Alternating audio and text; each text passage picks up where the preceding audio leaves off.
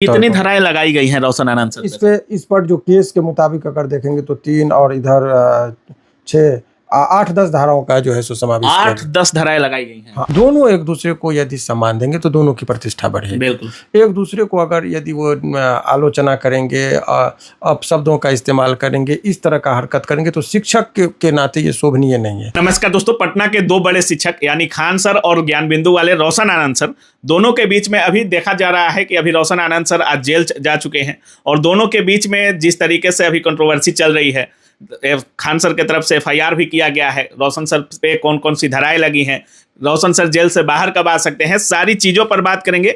अभी हमारे साथ हाईकोर्ट के जाने माने अधिवक्ता शिवनंदन भारती सर हैं और बहुत सारे स्टूडेंट इसको लेकर चिंतित भी हैं क्योंकि दोनों की क्लासेज भी बंद कर दी गई हैं। जी हाँ, अनिश्चितकालीन के लिए बहुत लोग कह रहे हैं कि दोनों की क्लासेज बंद हैं, अगला नोटिस आएगा तब पता चलेगा कि दोनों की क्लासेज कब ओपन होंगी। सारी चीज़ों पर बात करेंगे। सबसे पहले सर स्वागत है आपका। जी बहुत बहुत शुक्रिया आपका। दोनों ही बहुत ही प्रतिष्ठित शिक्षक के तौर पर अपना मेहनत के बदौलत नाम को कमाया है। अब ये जो कहते हैं ना कि छोटा सा एक घटना आदमी को कहां से कहां पहुंचा देता है। अब बताइए कि ये इस लड़ाई से मेरा व्यक्तिगत राय है, दोनों को हम देख रहे हैं कि क्षति है, जो किसी को लाभ किसी को हानि नहीं, दोनों को क्षति इस सेंस में है कि जिनका सकारात्मक में सुगंध फैल रहा हो नाम का, चाहे वो खान साहब का हो चाहे रोशन जी का हो, ये दोनों का नाम तो बहुत ही अच्छे वातावरण में चारों तरफ से लोग उनको मैंने इज्जत करते हैं, सम्मान करते हैं। लेकिन जब इस तरह की वारदातें हो जाती है तो आलोचक जो दोनों के ईर्ष्या द्वेष रखने वाले लोग जब कोई तरक्की करता है तो 20 तरह के लोग जलने वाले भी होते हैं। तो उनके जो आलोचक हैं दोनों को उनको मौका मिल जाएगा इस तरह की चीज़ों में निगेटिव खबरें फैलाने के लिए, और बहुत चीज़ हो भी रहा है। तो मेरा इसमें यह है कि मुझे लगता है कि इस घटना से दोनों को नुकसान हुआ है। जो प्रतिष्ठा, सामाजिक प्रतिष्ठा अर्जन करने में वर्षों का मेहनत के बाद जो प्रतिष्ठा अर्जित हुई है, वो एक नकारात्मक खबर के तौर पर यदि जाए, ये भी खबर अगर चल रही कि खान साहब के इंस्टीट्यूट पर हुआ हमला, रोड़ाबाजी, पत्थरबाजी, तो जो एक क्रेज़ था खान साहब का वो घट रहा, चूँकि वो प्रतिष्ठित व्यक्ति हैं। या रोशन आनंद जी का जेल में जाना, तो वो एक शिक्षक के तौर पर उनके लिए भी बहुत ही शर्म की बात है। तो मुझे लगता है कि ये पूरे वारदात से दोनों को जो है सो नुकसान है। सर, कल जब पथराव हुआ रात में तो उसके बाद बहुत लोग कह रहे थे कि ऐसा कुछ हुआ नहीं है, बहुत लोग खान सर को भी ट्रोल कर रहे थे, बहुत सारे लोग रोशन आनंद सर को भी ट्रोल कर रहे थे। लेकिन आज सुबह खान सर के द्वारा वो सीसीटीवी फुटेज भी सार्वजनिक किया गया। उसके बाद जिस तरीके से बहुत लोग कह रहे थे कि उसमें ज्ञान बिंदु के कुछ स्टाफ वगैरह का भी संलिप्ति सामने आई है, उसके बाद रोशन सर को थाने ले जाया गया, मेडिकल हुआ, अभी शायद जेल भेजा गया है। कौन कौन सी धाराएं लगी हैं सर और इसमें क्या कुछ हो सकता है? देखिए, जो मेजर सेक्शन है, वैसे तो धाराएं जो हमारे सामने एफआईआर है, और आप अभी जो एक बार इनको चला भी दीजिएगा, आपको हम बस एफआईआर में देखिए जो मूल सबसे बड़ा धारा जो है 109 है। 109 जो है वो पहले पुराना धारा में 307 हुआ करता था, जिसका मतलब होता है अटेम्प्ट टू मर्डर। अच्छा, एक गार्ड पर जो हमला हुआ है, जान मारने के नियत से यदि किसी पर आप हमला करते हैं, जानलेवा हमला, तो 109 लगता है। अच्छा। जिसको बोलचाल के भाषा में या साधारण भाषा में, खान साहब के भाषा में यदि चूंकि वो लोगों को समझाने के क्रम में बताते, तो यह हाफ मर्डर का केस है। अच्छा। और एक जो है वो उसके बाद जो है 115 है लपर थप्पड़ से मारना। उसके बाद आपको 324 है यदि किसी के संपत्ति को नुकसान, जैसे शीशा टूट गया, खिड़की टूट गया, तो वो सब मिसचीफ का केस है। और उसके बाद जो है 61 एक धारा है, जो पहले 120 भी था, जो कॉन्स्पिरेसी माने साजिश करता के तौर पर। कितनी धाराएं लगाई गई हैं रोशन आनंद सर? इस पर जो केस के मुताबिक अगर देखेंगे तो 3 और इधर 6 8-10 धाराओं का जो है सो समावेश 8-10 धाराएं लगाई गई हैं। हाँ, 8-10 धाराओं का समावेश है इसमें। लेकिन जो देखिए कंटेंट्स के आधार पर ये थोड़ा सा इसमें टेक्निकल, इसी बहाने हम चाहेंगे कि चूंकि ये केस में तो जो होना है, लेकिन केस में कैसे क्या टेक्निकल बात है वो समझिए। दरोगा का काम होता है कि कोई आवेदन आपको दिया, उस आवेदन के आधार पर जो धारा लगता है, जो अपराध बनता है, आवेदन के आधार पर वही लगना चाहिए। इसमें थोड़ा एग्जैजरेट लग रहा है कि वो अब कैसे, या उनका अपना क्या समझ में आया नहीं पता, लेकिन प्रथम दृष्टया ये देखने से लगता है कि इसमें देखिए, चूंकि ये एफआईआर को जब पढ़ेंगे तो एफआईआर में, अब इनको बेल के संबंध में आप समझिए, जो बहुत लोग जानना चाह रहे हैं, तो एफआईआर में इनके रोशन आनंद जी के ऊपर कोई स्पेसिफिक एलिगेशन नहीं है, संदेह व्यक्त किया जा रहा है कि उनके इशारे पर इनके लोग आए, तो पहले ये साबित करना हो जाता है कोर्ट में कि इनके आदमी थे कि नहीं, इसका क्या पैमाना है, क्या उनका आदमी था, यदि ये भी तो उन्होंने ही कहा था कि ऐसा हंगामा करो, इसका क्या सबूत होता है। तब कोर्ट में विभिन्न तरह का चीज बिल्कुल लोग देखते हैं, तो ये सब चीज़ों का ख्याल रखा जाता है। हालांकि रोशन आनंद जी के ऊपर कोई बहुत बड़ा एलिगेशन नहीं है, साजिशकर्ता के तौर पर उनको उठाया गया। जैसे इसमें जो ये कह रहा है कि आज दिनांक 2/6/2026 को करीब, पहले सबसे पहले तो ये समझिए कि ये केस जो है, बहुत लोग कह रहे हैं कि खान साहब के द्वारा ये केस नहीं किया गया है। ये केस किया गया है कन्हैया कुमार सिंह, पिता संतोष कुमार सिंह ये बताते हैं, पलामू का निवासी, वर्तमान में पटना के कदमकुआं थाना के अंतर्गत खान ग्लोबल स्टडीज मुसल्लापुर हाट पर मैनेजमेंट देखता हूँ।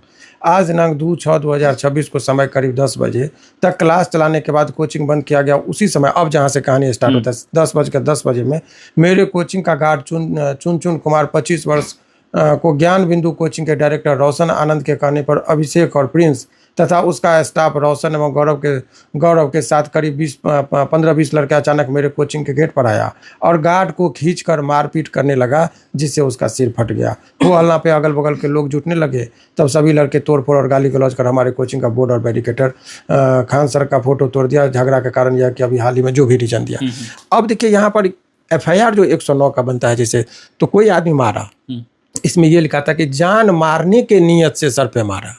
तो first of all you will have to establish before the court कि यदि 307 का जो मामला बनता है, जिसको 109 कहते हैं, तो you will have to establish that कि ये जो हमला था वो जानलेवा हमला था।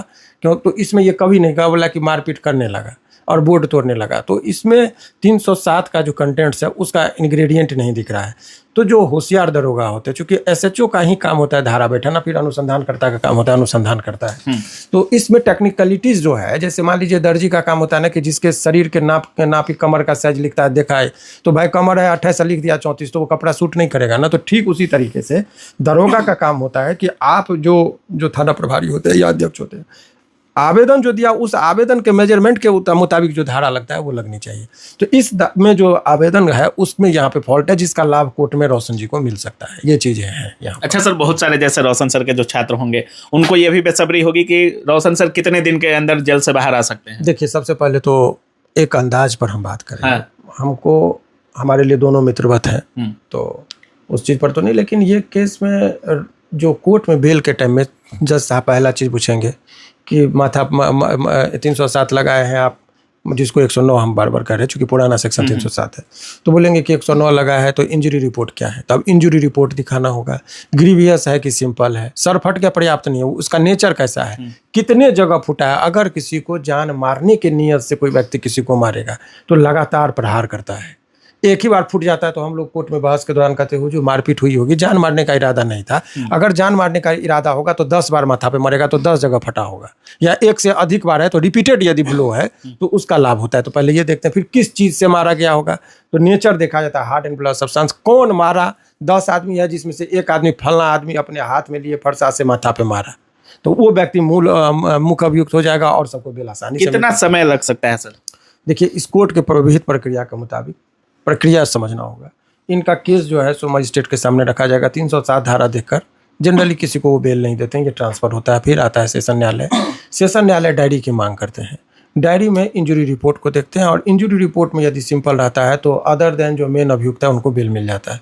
तो यदि सेट पैटर्न के मुताबिक अगर चलिएगा तो उनको निचली अदालत से ही बेल मिल जाएगा, जिस हिसाब का नेचर केस के मुताबिक। मैं ना किसी का सेशन कोर्ट से जो ये कंटेंट्स है सेशन न्यायालय से ही बेल मिल जाएगा। बहुत बड़ा केस नहीं दिख रहा है, लेकिन तत्काल पुलिस को ऐसे केस में, हालांकि सुप्रीम कोर्ट ने कहा कि जल्दबाजी में ये गिरफ्तारी हुई है, इस चीज़ में मुझे लगता है कि स्पेसिफिक एलिगेशन नहीं है, 2 गुटों में है, सीसीटीवी कैमरा का अवलोकन है, तो कोई कि मेयरली ऑन द बेसिस के किसी का FIR में नाम आ जाता है, उस आधार पर किसी व्यक्ति को गिरफ्तार करने से मना करता है। सुप्रीम कोर्ट कहता है कि आप चीज़ों को एनालिसिस करें। जब से BNSS आया है तो उसी में अभी honourable justice Patna high court के सतपथ वर्मा का सर का है, उन्होंने कहा कि 7 वर्ष से नीचे में तो डायरेक्ट बोला कि आपको गिरफ्तारी नहीं करना है, चूँकि वो अर्नेस्ट कुमार का एक जजमेंट था। हालांकि इसमें वो फार्मूला लागू नहीं होता है, लेकिन कंटेंट्स को देखने पर लगता है कि वो धारा नहीं लगनी चाहिए थी जो लग चुकी है। अच्छा सर, दोनों में अगर व्यक्तिगत बात करें या इंसानियत, आप भी पूरे केस को देख रहे होंगे, जिस तरीके से पथराव हुआ, सीसी कैमरा फुटेज वगैरह सामने आया, बहुत लोग कह रहे थे कि बहुत लोग बहुत सारी बातें भी कह रहे हैं इसमें। आपको क्या लगता है, कौन सही है कौन गलत है? आपको कुछ ऐसे समझ में आ रहा है सर? देखिए ऐसा है, मुझे जहाँ तक क्या एक टीचर के लिए जैसे अभी लड़ाई झगड़ा की ये जो चल रही है पूरी घटना, क्या सही है? देखिए आपको बता रहे हैं, ये बड़ा ही अच्छा चीज़ आपने, खान साहब का जिस लेवल का नाम है, प्रतिष्ठा है, ख्याति है, नो डाउट कि उनका जो प्रतिष्ठा है वो देश लेवल का प्रतिष्ठा बनाया है, पहचान बनाया है। रोशन जी का लोकल में जहाँ पर इंस्टीट्यूट है पटना में, जो लोग बच्चा पढ़ने के लिए आता है तो वो भी उनके यहाँ टहल के चाहिए, यानी कि उन्होंने अपना इम्प्रेशन कुछ सीमित दायरे में बनाया, लेकिन वहाँ बहुत बेहतरीन अपना इमेज बनाया। इसमें कहीं दोनों एक दूसरे को यदि सम्मान देंगे तो दोनों की प्रतिष्ठा बढ़ेगी। बिल्कुल। एक दूसरे को अगर यदि वो आलोचना करेंगे, अपशब्दों का इस्तेमाल करेंगे, इस तरह का हरकत करेंगे तो शिक्षक के नाते ये शोभनीय नहीं है। एक आदमी को बर्दाश्त भी करना पड़े तो करना चाहिए। अगर हम होते खान साहब की जगह तो मैं खुद वो FIR को वापस लेता, कंप्रोमाइज़ की बात करता, क्योंकि मुझे पता है कि दोनों का भाईचारा रहे तो ज़्यादा अच्छा। कंप्रोमाइज हो जाना चाहिए था। तो अगर हमारे यदि हमसे बात होगी तो अगर दोनों को यदि कंप्रोमाइज़ करना पड़े तो वही चीज़ हम चाहेंगे कि दोनों में कंप्रोमाइज़ हो जाए, क्योंकि इस लड़ाई से ये जो है किसी को फायदा होने वाला, किसी को फायदा नहीं, नुकसान है। बिल्कुल।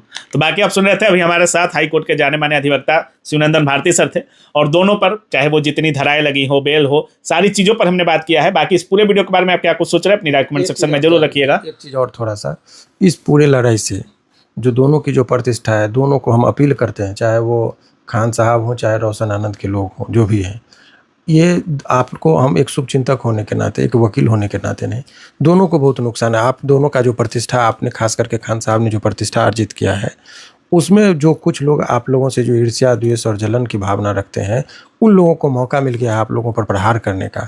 इसीलिए सावधान रहिए। आप लोग इस छोटी लड़ाई में अपने जीवन की चीज़ों को दांव पे नहीं लगानी चाहिए। अब आते हैं, आप अपने भाग से कमा रहे हैं, हर जगह कंपटीशन है, कहाँ नहीं कंपटीटर। हम लोग वकील हैं, 26,000 वकील यहाँ पर हम लोगों का कंपटीटर। तो अगर यहाँ पर नीतीश कुमार, सम्राट चौधरी हैं तो तेजस्वी है, अगर केंद्र में मोदी जी हैं तो राहुल है, हर जगह कंपटीशन है। तो अपने प्रतिद्वंदियों के प्रति सम्मान रखना चाहिए, और उससे बेहतर होगा कि ये लड़ाई झगड़ा, ये शोभनीय चीज़ नहीं, ये जो है निम्न स्तरीय घटनाएं हो रही है, उस पर दोनों को परहेज करना चाहिए। बहुत बहुत धन्यवाद। शुक्रिया।